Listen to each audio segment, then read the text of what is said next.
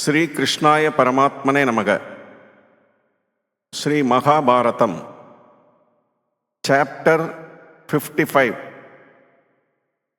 Not a needle point of territory.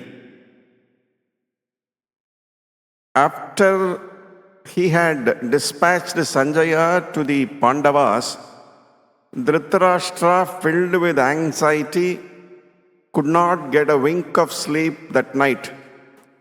He sent for Vidura and spent the whole night talking to him. To give the Pandavas their share of the kingdom is the safest plan, said Vidura. Only this can bring good to both sides. Treat the Pandavas and your own sons with equal affection. In this case, the right course is also the wise one. Vidura counseled Dhritarashtra in this manner at great length. The next morning, Sanjaya returned to Hastinapura and gave a full account of what had taken place in Yudhishthira's court. Chiefly, Duryodhana should know what Arjuna said. Krishna and I are going to destroy Duryodhana and his followers, root and branch. Make no mistake about it. The Gandiva bow is impatient for war. My bowstring is throbbing even without my stretching it, and from my quiver arrows keep peeping out impatiently, demanding when. Sanjaya, evil stars make the foolish Duryodhana seek war with Krishna and myself. Not even Indra and the gods can defeat us. Thus spoke Dhananjaya, said Sanjaya.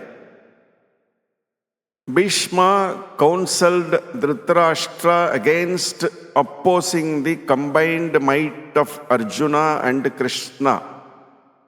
Karna, who boasts repeatedly that he will slay the Pandavas, said Bhishma is not equal to a 16th part of the Pandavas. Your sons are heading for destruction. Listening to his words, when Arjuna bet back your son's attack on Virata's capital and humbled his pride, what was Karna able to do? When the Gandharvas took your son prisoner, where did the invincible Karna bide himself? Was it not Arjuna who drove back the Gandharvas? Thus did Bhishma taunt Karna and warn the Kauravas. What grandfather Bhishma says is the only proper thing to do, said Dhritarashtra. All wise men say, and I know, that it is best to seek peace. But what can I do? These fools would go their own way, however loudly I protest. Duryodhana, who had been listening to all this, stood up. Father, do not worry and tremble about our safety. We know how strong we are. That we shall win is certain. Yudhishthira knows it too. For giving up all hope of kingdom, he only begs now for 5 villages.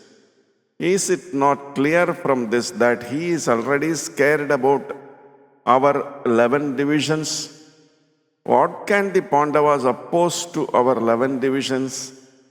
Why then do you doubt our victory? Duryodhana said to his father and tried to cheer him up. My son, let us not have war, said Dhritarashtra. Be satisfied with half the kingdom. It is enough if we govern that half well. Duryodhana could stand it no longer. The Pandavas will not receive even a needle point of territory. He exclaimed and left the court. In the excitement that prevailed, the court broke up. Let us now relate what the Pandavas were saying among themselves. After Sanjaya left Upablavya for Hastinapura, Yudhishthira said to Krishna,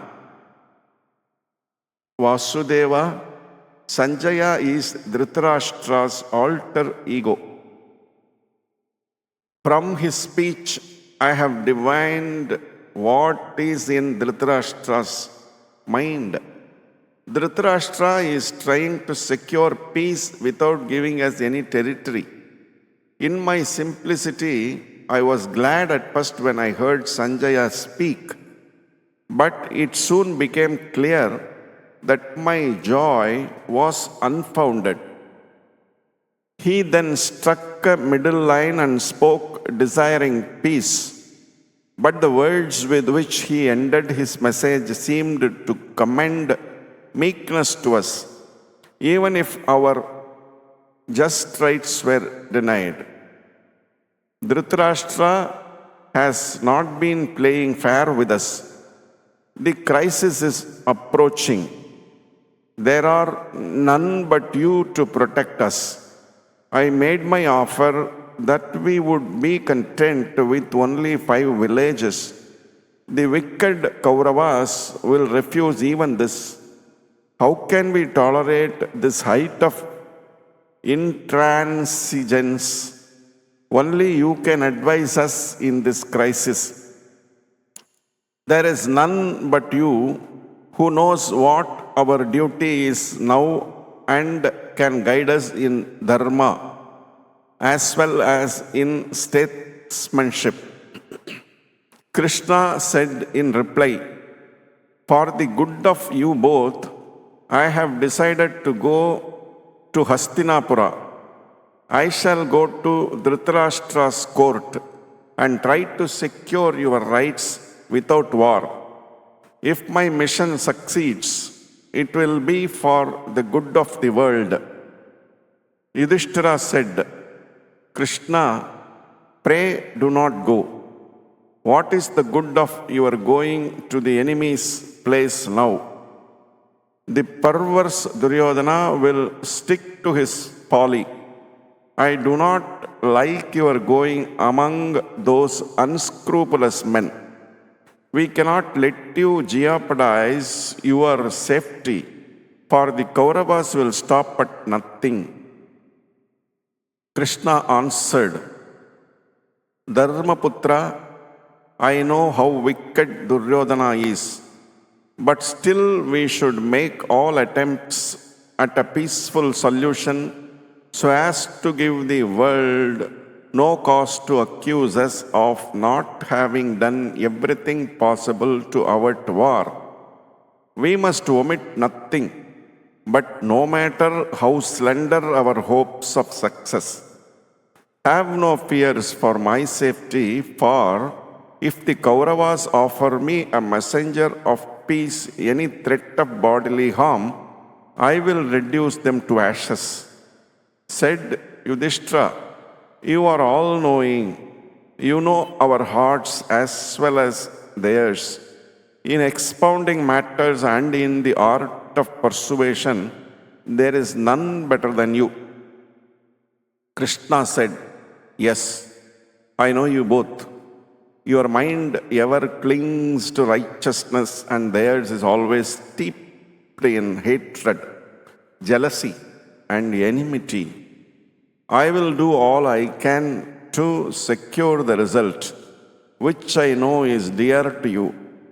A settlement reached without war, even though it may have but little for you. The signs are ominous and portend war. Still, duty demands that we should make the attempt for peace. Thus saying, Krishna took leave of the Pandavas and set off in his chariot to Hastinapura. This completes the chapter 55. Om Namo Bhagavate Vasudevaya. Om Shanti Shanti Shanti.